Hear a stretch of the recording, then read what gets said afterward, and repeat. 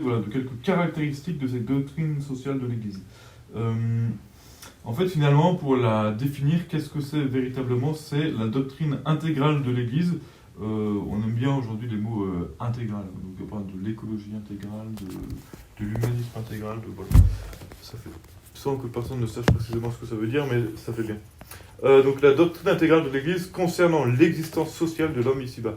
Donc là, vous savez, c'est défini par je ne sais plus quel philosophe qui avait sans doute des lunettes, un animal social, un animal raisonnable, mais donc Adam, c'est Adam qui est le premier homme qui est au paradis terrestre, qui ne croit pas à Adam et Ève. Non, parce que quand je rencontrais quelqu'un récemment qui allait à la messe et tout, et pour qui Adam et Ève c'était un conte pour enfants, donc ça m'a interpellé. Donc Adam et Ève, pour mémoire, puis il nous a dit, enfin, vous êtes obligés de croire qu'ils sont vrais, que c'est les premiers parents de l'espèce humaine et qu'à cause d'eux, on est tous dans la mouise aujourd'hui. Voilà. Si c'est pas clair pour vous, vous venez me voir à la fin, on va approfondir. Du coup, donc c'est Adam qui fait cette constatation. Bah écoute, Dieu lui dit, tiens, regarde, t'as des petits poneys, puis des lions, ils sont tout mignons, etc. Et tu vas leur donner un nom, etc. Donc Adam qui est un peu le roi du pétrole, comme dans un sorte de parc d'attractions géant, un zoo plutôt. Et Adam qui dit, bon bah ils sont tous très mignons, mais je n'ai pas cette aide semblable à moi-même. Donc Adam se trouve tout seul et il va se dire, il va déprimer. Et donc le bon Dieu qui veut pas qu'Adam déprime, évidemment, lui trouve une femme, enfin lui fabrique une femme avec sa côte, etc. Et là, Adam et Ève du coup se trouvent tous les deux tout seuls. Ils sont tous seuls ensemble comme pendant le deuxième confinement. Et du coup, ils se mettent à avoir des enfants pour justement créer une société. Et donc, l'homme, eh bien, quand il est tout seul, il est triste, et quand il est en société, il est heureux. Et évidemment, pour que ça se passe bien, à cause du péché originel, eh bien, il faut absolument avoir des règles. D'accord? Donc voilà. Et du coup, on fait tous les différents aspects de cette vie de l'homme en société. Eh bien, l'Église, en tant que mère et maîtresse, comme disait l'encyclique de Jean 23, qui parle justement de la doctrine sociale de l'Église, ben l'Église va avoir son mot à dire. Parce que l'Église, c'est quoi? C'est la mère de tous les hommes et elle veut justement les diriger vers le ciel. Donc elle va dire, bon bah écoutez, déjà l'Église elle-même est une société et elle va donner sa lumière pour que l'homme puisse savoir comment est-ce qu'il va vivre le mieux possible dans la société humaine. Donc en fait, tout simplement, il s'agit de rétablir finalement les rapports de la vie sociale selon des normes qui ne sont pas des normes que l'Église enseigne, comme voilà, j'ai décidé que maintenant la longueur des jupes ce sera en dessous du genou, etc. Et comme on peut voir parfois, j'ai rien contre les jupes au-dessus du genou. C'est très bien. Pardon, du coup, je perds mon fil, il faut que j'arrête de faire des digressions. Voilà, en fait, c'est des normes qui sont tout simplement en conformité avec la loi naturelle. Ok? Parce que si on est conscient, qui ne sait pas que c'est Dieu qui a créé le monde? Tout le monde. Ok. Donc voilà, si on est conscient que c'est Dieu qui crée l'univers, etc., eh bien dans ce cas-là, on est conscient que c'est Dieu qui a créé les lois qui régissent cela. Et donc, eh bien, l'Église, elle va dire, voilà, moi je suis l'Église, en tant que fondée par Jésus-Christ, etc., et épouse du Christ et assistée par le Saint-Esprit, je prétends, et de manière tout à fait légitime, savoir quel est le plan de Dieu sur la création, et partant sur l'humanité, etc. Et tout ça, en fait, c'est pas juste l'Église qui dit ça comme ça, c'est l'Église qui fait que constater quel est l'ordre du monde, en fait, si vous voulez. Parce qu'aujourd'hui, vous avez le monde moderne avec tout le rationalisme, le scientisme, etc., qui va dire, bon bah, nous, on sait que la pomme, elle tombe sur le nez du gars qui dort en dessous, l'expérience de Newton, etc. Donc ils vont en tirer des grands doigts magiques, etc. Mais au niveau des relations, en fait, plus on vit dans un monde scientifique, plus on est incapable de vivre correctement entre personnes civilisées. Vous voyez, aujourd'hui, en fait, on dit à quelqu'un, qu'est-ce que c'est que la liberté? Bah, la liberté, c'est faire ce que je veux. Bah non, en fait. Parce que si moi je fais ce que je veux, si tout le monde fait ce qu'il veut, nos libertés vont s'entrechoquer les unes les autres. Donc voilà. Et donc évidemment, cette doctrine sociale de l'Église, eh bien, elle n'a pas été un jour, il n'y a pas un pape qui s'est dit, bon bah, je vais vous sortir un super bouquin, ça va s'appeler Doctrine sociale de l'Église. C'est au fur et à mesure du temps, quand il y a certaines problématiques qui sont mises à émerger, notamment en fait à partir du 19e, avec l'industrialisation de la société, où là il y a notamment la condition ouvrière, la place, le travail des enfants et des femmes, et que c'est plein de choses différentes, qui se sont le vote, notamment avec l'avènement de la démocratie, plein de choses qui se sont, qui ont émergé, et l'Église a dit, ok, là ce sont telle ou telle nouveauté, nouvelles institutions, etc., qui s'installent et qui posent des questions, et des questions de type moral. Et donc l'Église se dit, bon bah, moi en tant que l'Église, je dois proposer des réponses à ces questions. Donc du coup, eh ben, c'est vraiment un système qui est pratique, c'est-à-dire c'est pas juste quelque chose qui serait purement idéologique. D'accord? C'est vraiment, on veut répondre tout simplement aux problématiques des êtres humains dans leurs conditions de vie.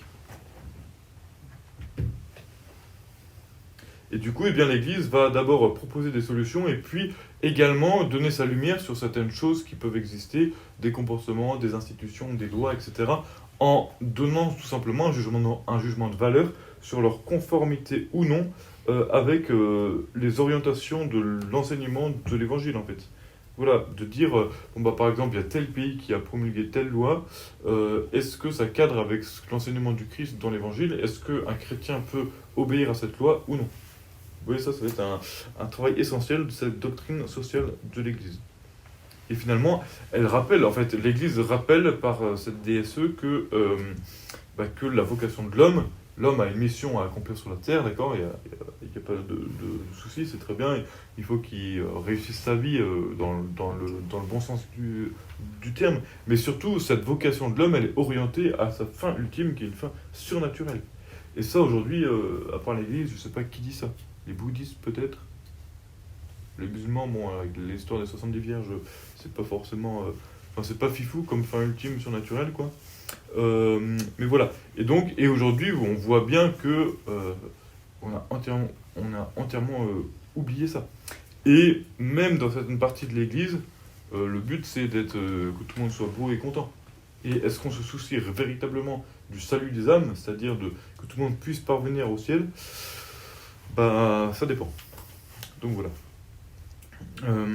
Du coup, en fait, si on veut résumer tout ça, eh bien, la doctrine sociale de l'Église, vraiment, elle va se constituer sur cette base à la fois du dogme, donc c'est-à-dire du contenu de la foi, et de la morale chrétienne, en tant que ce dogme et cette morale vont pouvoir se projeter dans le champ de la société. Et donc, ce qui va former petit à petit tout un ensemble de principes qui vont régler cette vie de l'homme en société. Alors, ensuite, dans une deuxième partie, on peut étudier les sources de la doctrine sociale de l'Église. Donc, vous avez des sources principales et des sources secondaires. Les sources principales, d'abord, évidemment, elles sont deux, comme tout ce qui concerne l'Église, en fait. C'est à la fois le droit naturel, donc ce qui est évident pour tout le monde, d'accord, que par exemple dans une famille, il faut que les parents prennent soin des enfants,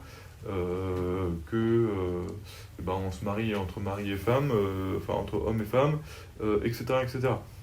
Et la deuxième source principale, c'est évidemment la révélation divine, d'accord. Et donc, en fait, le sujet premier de cette DSE, c'est l'homme en tant qu'il est intrinsèquement social par nature, et en même temps élevé à cet ordre surnaturel. Donc voilà, on constate, l'homme est fait pour vivre en société, et en même temps, il est fait pour parvenir au ciel. Donc, le but de l'Église, ça va être de codifier cette société pour qu'elle permette à l'homme d'arriver au ciel. Et ça, une société qui permet à l'homme de se sanctifier, c'est tout simplement la chrétienté.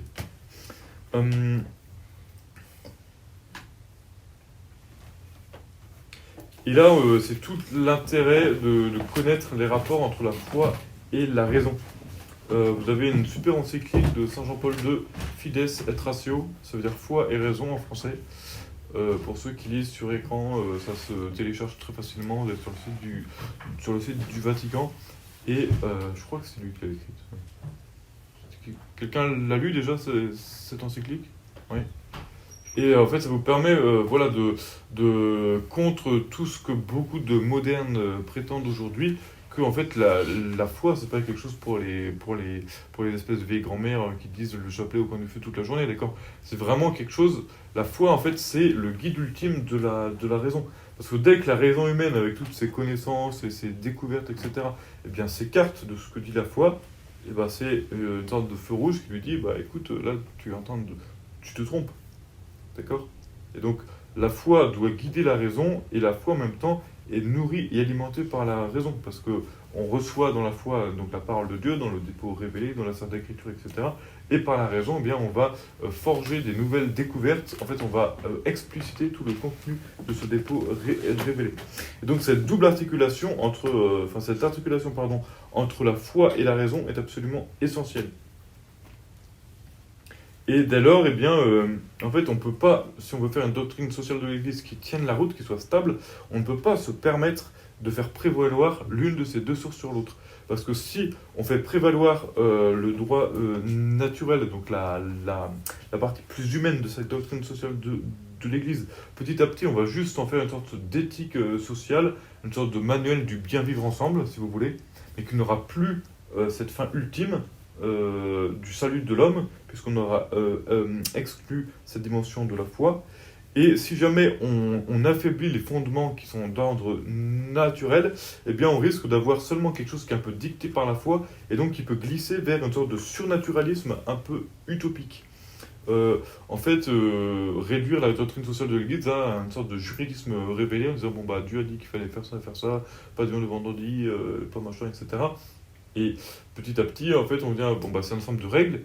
Bon bah quand vous avez 5 ans, qu'on vous dit qu'il faut faire ça et pas ça, bah vous le faites. Quand vous avez 18 ans et que vous êtes tout seul dans votre appartement et que dans votre frigo le vendredi saint il y a juste un gros steak, et bah là si vous n'avez pas compris le principe, vous n'allez pas le respecter. Sauf si vous êtes vegan. J'ai rien contre les végans. Et aussi, un truc qui est très important, c'est que l'Église, donc, elle prétend savoir ce qui convient à tous les hommes, d'accord? Il ne faut pas dire que ce que dit l'Église, ça concerne que les chrétiens, les autres, ils font ce qu'ils veulent. Non. L'Église, elle dit, pour le bien de l'homme en tant qu'homme, enfin en tant que femme aussi, mais pour le bien de l'être humain, je vous donne la voie à suivre, c'est celle-là. Et ça concerne tout le monde. Évidemment, ceux qui ne sont pas chrétiens ne vont pas savoir que ça les concerne aussi. Et donc, à nous de leur montrer, de leur expliquer en étant missionnaire, évangélisateur, bah écoute, même si tu ne crois pas en Dieu, moi je te propose une manière de vivre, une manière de te conduire en société qui ne peut te faire que du bien. Et si c'est une personne qui est intellectuellement honnête et qu'elle prend le temps de vous écouter, d'étudier ça, etc., elle peut se dire, bah, effectivement, là je vois que l'Église, bien que je n'adhère pas, propose quelque chose qui fonctionne, qui fait qu'on vit tous ensemble dans de bonnes relations, etc., bah, ça peut être une porte ouverte vers quelque chose qui va le convertir.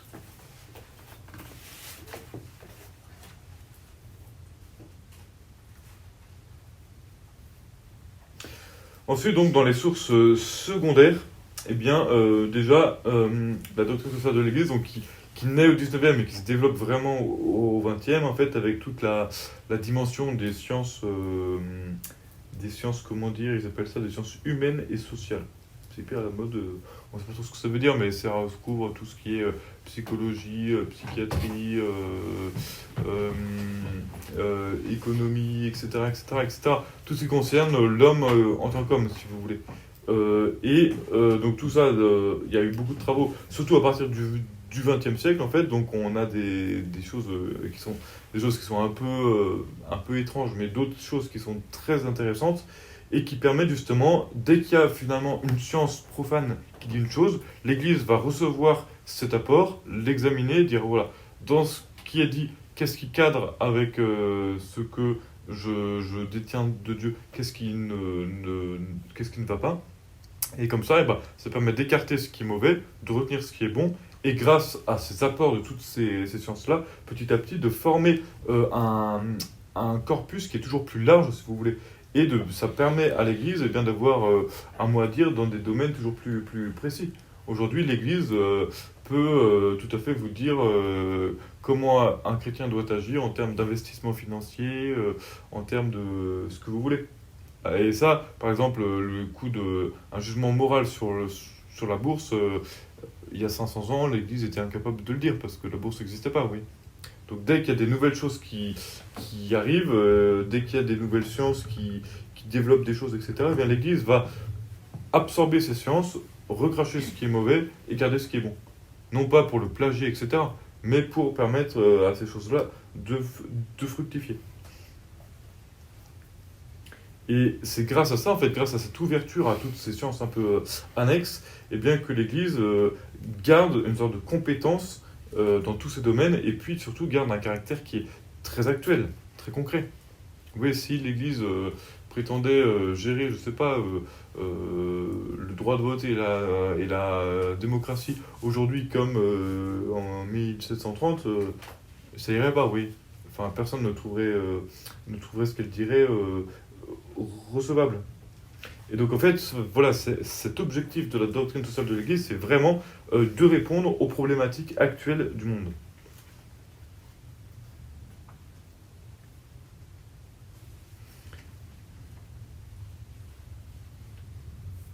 Donc voilà, il y a ça, il y a cette dimension d'absorber ce qui est bon, mais aussi cette dimension de mettre en garde contre les erreurs possibles. Vous voyez, au début de la chrétienté, on était beaucoup à être confronté à des hérésies, etc., etc. Aujourd'hui, bon, bah, les hérésies, elles sont peut-être plus voilées, mais elles n'en demeurent pas moins présentes.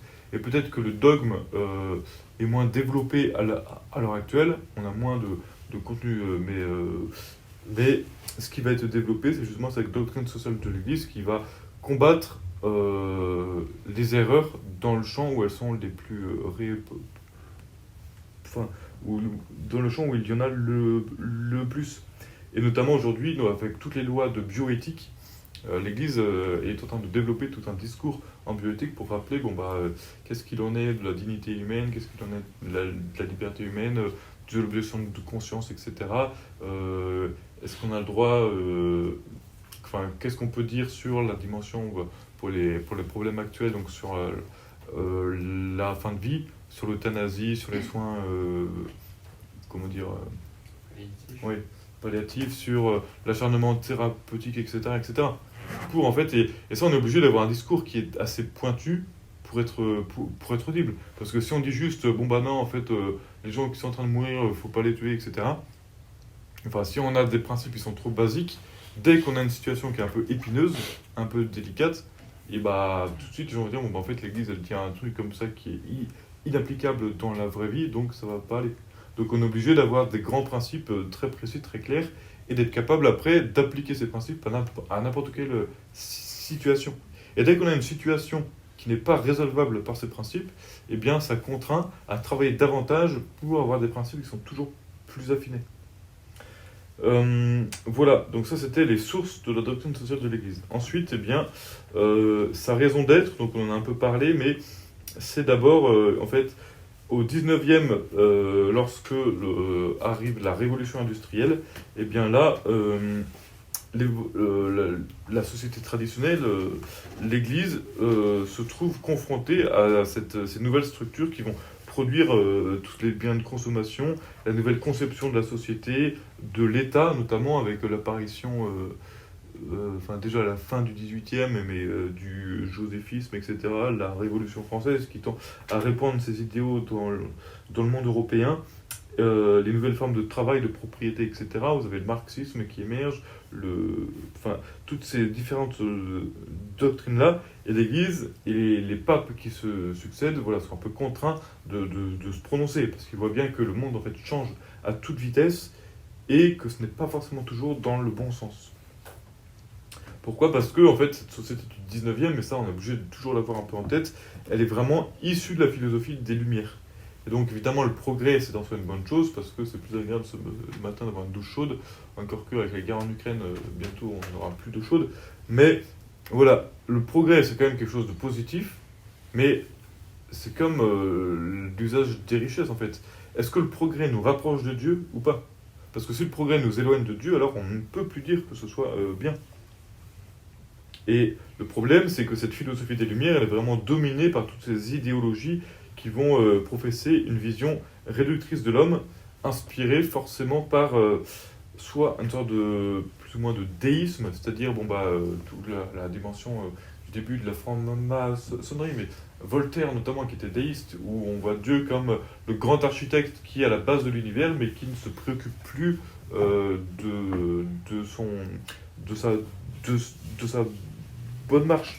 Et au contraire, et après vous avez d'autres philosophes qui eux vont être des athées en fait. Et du coup, donc c'est une dimension, vraiment une dimension de la société où Dieu est absent. D'accord ? Et donc toute la société du 19e, elle est fondée vraiment sur cet univers qui refuse cette présence de Dieu.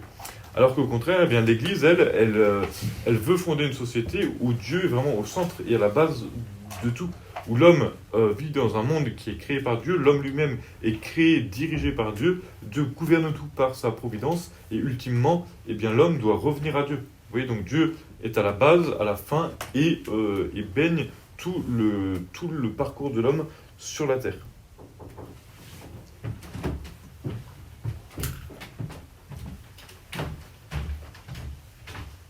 Et c'est pour ça que ce grand apport que l'Église peut avoir dans la société, c'est vraiment cette question fondamentale de laquelle tout vient après, en quelque sorte, de la dignité de l'homme.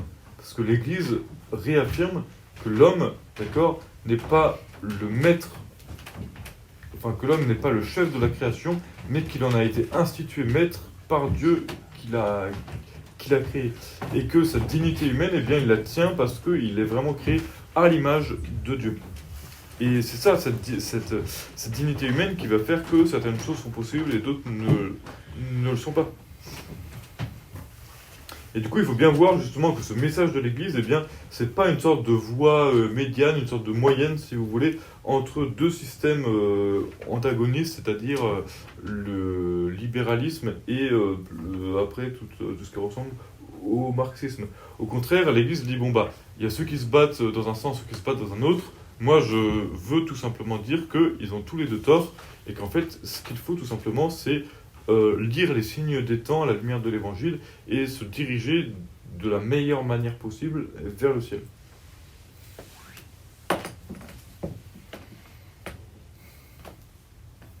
Et donc, eh bien, tout simplement, l'Église, elle prétend interpréter les différentes réalités sociétales dans lesquelles l'homme vit pour finalement orienter les activités humaines dans la société vers le ciel. Et donc, en fait, toujours dire à l'homme comment est-ce qu'il peut avoir un comportement qui est pleinement et véritablement chrétien.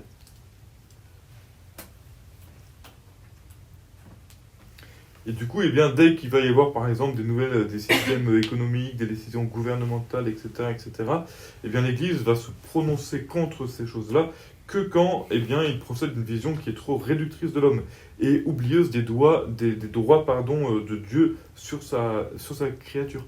Par exemple, pour donner un exemple récent, le Covid, l'État qui décide, bon bah les églises, centres de contamination, enfin attaque, eh bien il n'y aura pas de messe possible, tout le monde reste chez lui, etc. Bon, il se trouve que les évêques se sont un peu écrasés, etc.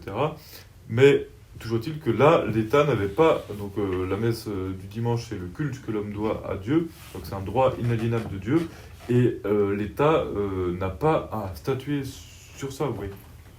C'est l'Église qui aurait pu, à la rigueur, statuer et donner des nouvelles modes de faire.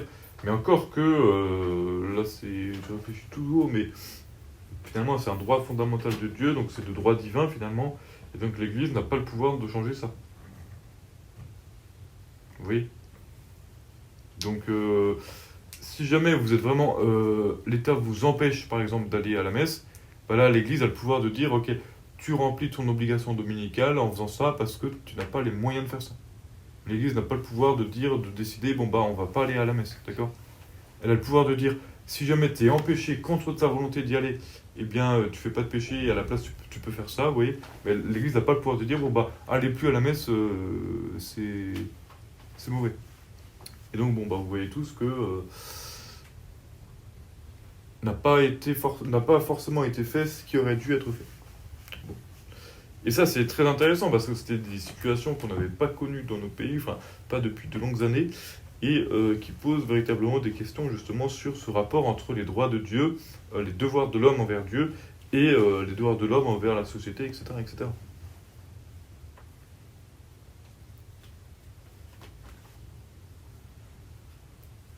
Et donc en fait, il faut bien voir que l'Église, quand elle décide, enfin, oui, c'est ça, quand l'Église décide de porter un jugement moral sur telle ou telle chose, etc., eh bien, elle le fait toujours, non pas parce qu'elle a envie d'embêter le monde, etc., mais en fait parce qu'elle voit que sont menacés d'une manière ou d'une autre les droits de la personne, ou alors le bien commun, ou le salut des âmes. D'accord? Donc ces trois buts qui dirigent l'action de la doctrine sociale de l'Église, c'est voilà, c'est ça. Le, la dignité humaine, le bien commun de la société, en tant que ce bien commun va permettre la sanctification du plus grand nombre, et le salut des âmes, qui est toujours la fin ultime de l'activité de l'Église. Ensuite, et j'en ai presque fini, nickel, c'est parfait, l'autorité de la doctrine sociale de l'Église.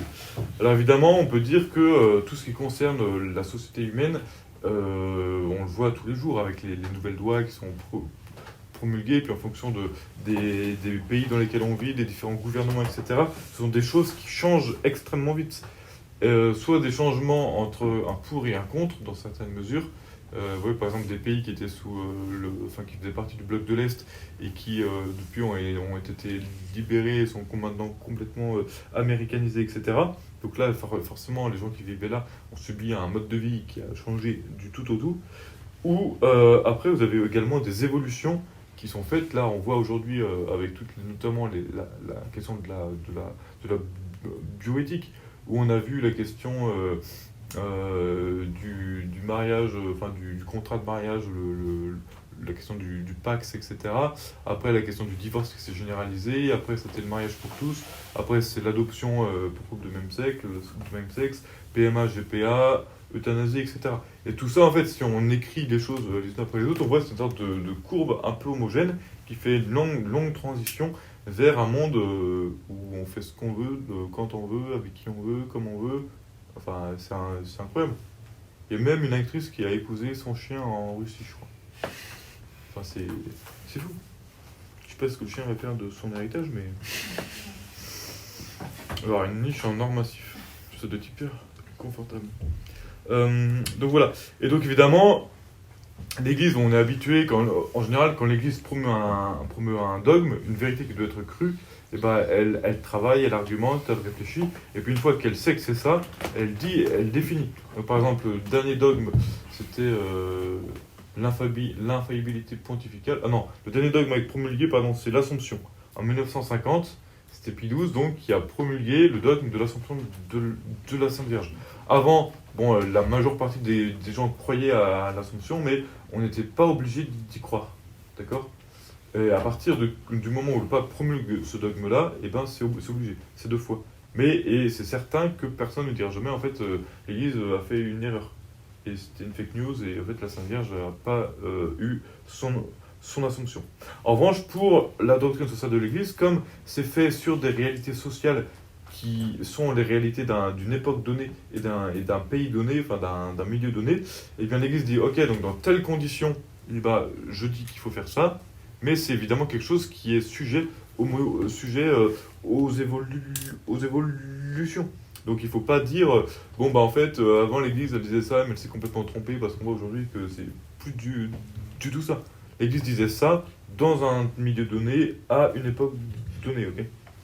Et puis avec les connaissances qui étaient les siennes, puisque comme on a dit, eh bien c'est, comment dire, ça...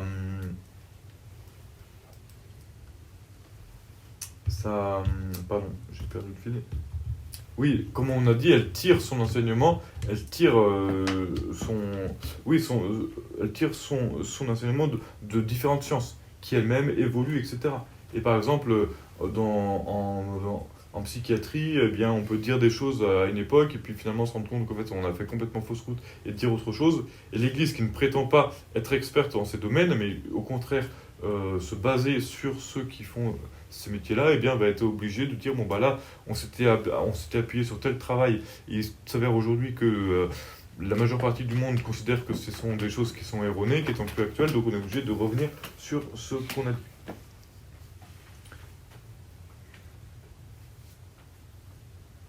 Du coup, il faut bien voir en fait qu'il y a des grands principes qui vont diriger finalement l'orientation générale de cette doctrine sociale de l'Église.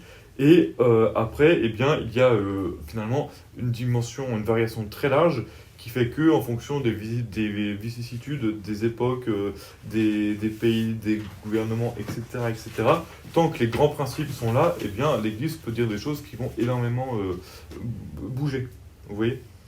Et donc, ce qu'il faut bien voir, c'est que cette doctrine sociale, elle doit être toujours claire, et donc elle doit obliger, et elle doit finalement être, pour celui qui veut vraiment être chrétien dans la société, un guide qui est sûr. Vous savez, c'est comme dans Pirates des Caraïbes 3, on parle du code des pirates. Il y en a qui disent « Ah non, le code, c'est juste une sorte de guide ».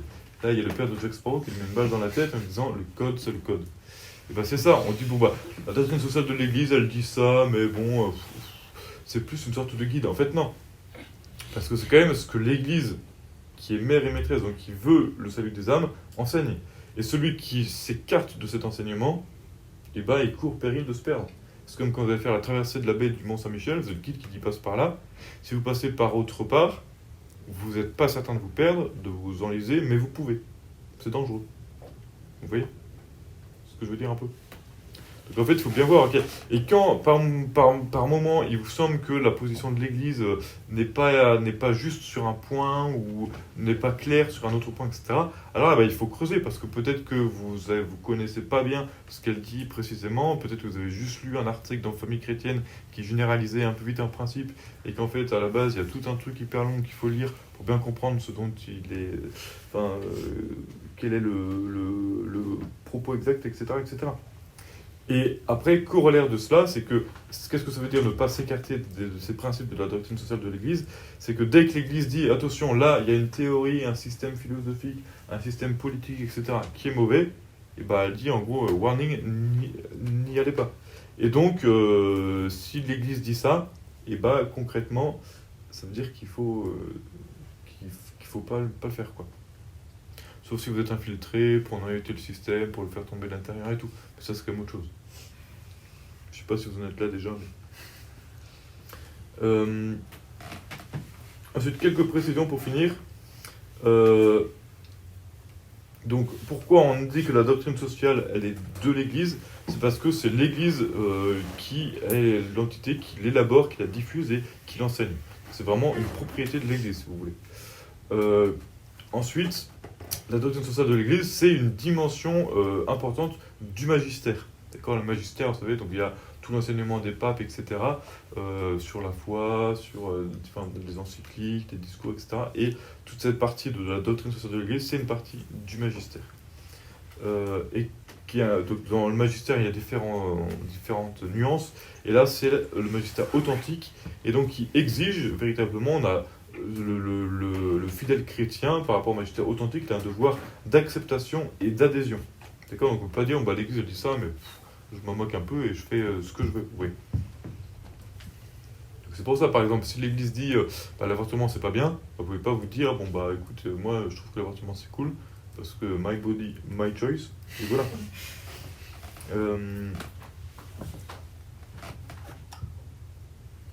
Et du coup, corollaire de tout ça, c'est que comme cette doctrine sociale de l'Église, ça fait partie intégrante de l'enseignement moral de l'Église, eh bien, elle revêt la même dignité, possède la même autorité que cet enseignement. Donc en fait, la doctrine sociale de l'Église, il ne faut pas voir ça comme une espèce de livre poussiéreux qu'on a dans un coin, mais vraiment comme en fait la voix de l'Église enseignante, qui vient nous guider et nous donner la voie juste à suivre pour notre vie en société, toujours dans ce but de retourner au ciel un jour. Donc voilà pour cette introduction sur la doctrine sociale de l'Église. Après, donc, il y aura moyen de parler donc, de dignité de la personne humaine avec tout ce qui est l'anthropologie chrétienne.